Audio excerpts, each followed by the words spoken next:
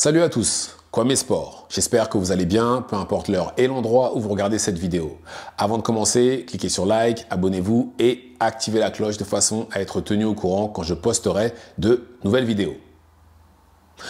Deontay Wilder, le bronze bomber, ancien champion WBC, fera son retour le 27 juin prochain contre Tyrell Herndon. Alors, Deontay Wilder, sur ces 5 combats, il y a 4 défaites, dont 3 par KO et 1 victoire, ce qui est juste très mauvais. Et Tyson Fury en est pour beaucoup, je pense que c'est celui qui l'a complètement ruiné. Il a abîmé Deontay Wilder, bon, Deontay Wilder l'a abîmé aussi, mais voilà, à la limite, Fury, lui, s'en est bien sorti parce qu'il a combattu pour les 4 ceintures il n'y a pas si longtemps que ça. Mais Deontay Wilder est devenu timide, hésitant, il est plus agressif du tout. On dirait que son coach essaie de le transformer en boxeur alors que c'est trop tard là maintenant, à ce stade-là de sa carrière. Ce qui a mené justement à ces 2 défaites contre Joseph Parker où il a pris un clean 12-0. 12-0 propre. On balaye ses pesants, on n'en parle plus. Et qu'il a été mis KO par Zeng.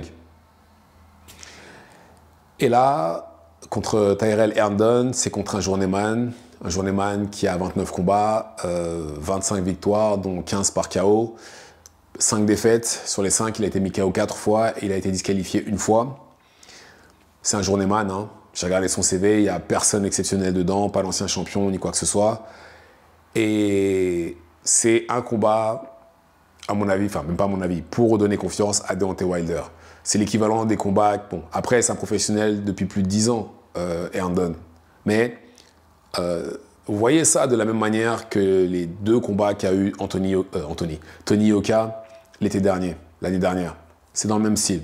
C'est pour redonner confiance à Deontay Wilder pour éventuellement avoir les faveurs de Turki Al-Ashik, encore une fois, où vous savez, ce qui pourrait se passer, c'est que tout simplement, il pourrait se retrouver, combattre quelques combattants de ce niveau-là, et se retrouver en position pour un title shot.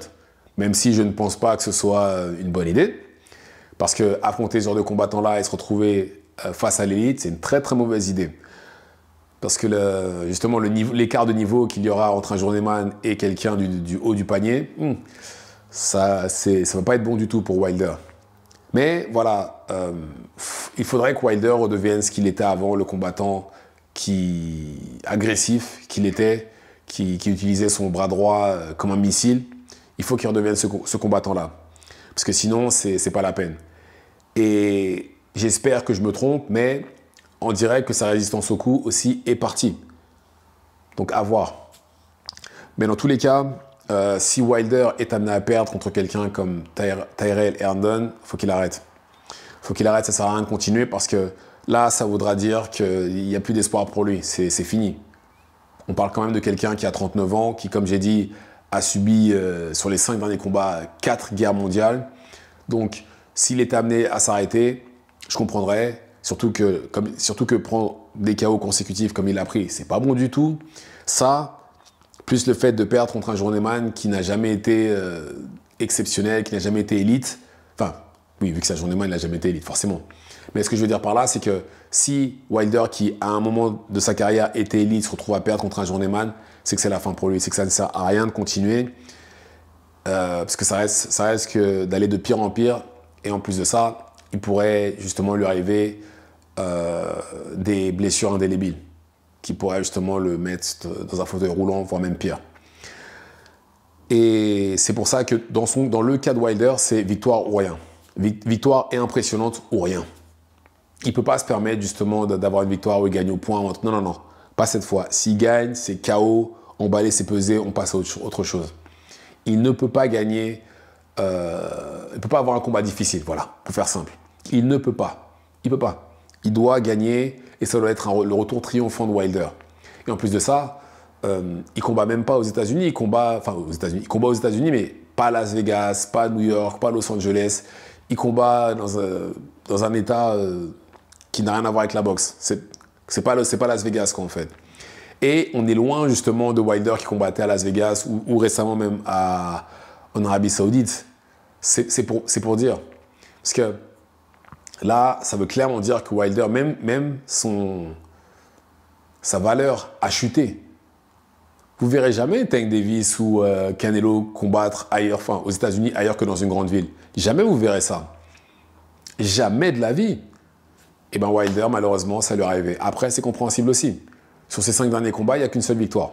Et les 2 derniers combats, il s'est littéralement fait rouler dessus.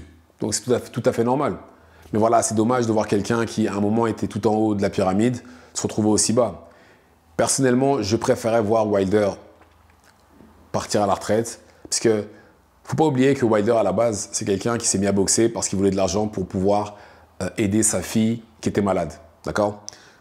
Il est devenu médaillé de bronze. Et là, il a commencé tard aussi, il a commencé vers les 20 ans. Il est devenu médaillé de bronze aux Jeux Olympiques. Enfin, il a eu la médaille de bronze aux Jeux Olympiques. Il est devenu champion. Il a gardé sa ceinture pendant je ne sais pas combien de temps. Donc, il a fait plus qu'il n'était censé faire. À ce stade-là, on peut l'applaudir. Et il a réussi. Il a fini le jeu en réalité. Et il est riche à ne pas quoi savoir faire de son argent. Donc, à ce stade-là, on ne peut que l'applaudir. On ne peut que l'applaudir. Et je pense que Wilder devrait prendre sa retraite. Il devrait prendre sa retraite. J'insiste, il devrait la prendre. Mais bon, vu qu'il veut continuer, qui va l'arrêter? Mais par contre, voilà, il devrait changer l'entraîneur. Il devrait prendre un entraîneur qui, justement, n'essaie pas de changer son style, mais de le peaufiner. Et je lui conseillerais Robert Garcia, qui est un expert pour ça. Regardez Maidana avant Robert Garcia, regardez-le après. C'est le même style, mais juste, il a fait quelques ajustements et Maidana était beaucoup plus fort. La preuve, c'est ce qu'il a amené à mettre une raclée à Broner. Bon, après, il a donné un combat très très difficile à Floyd Mayweather.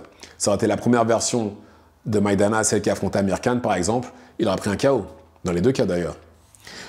Mais bon, en tout cas, Wilder le 27 juin, je ne sais pas pour vous, mais Wilder, victoire ou défaite, je ne m'ennuie pas, je serai devant ma télé, je regarderai Wilder quoi qu'il se passe. Donc voilà, dites-moi ce que vous en pensez dans les commentaires. Activez la cloche de façon à être tenu au courant quand je posterai de nouvelles vidéos. Messieurs, j'ai créé un Tipeee, le lien est dans la bio. Si vous pouviez m'aider, ce serait juste parfait. Ce serait pour améliorer la qualité de la chaîne et aussi pouvoir faire des reportages à l'étranger sur les sports de combat. Et c'est tout pour moi. Merci à tous. Ciao, ciao.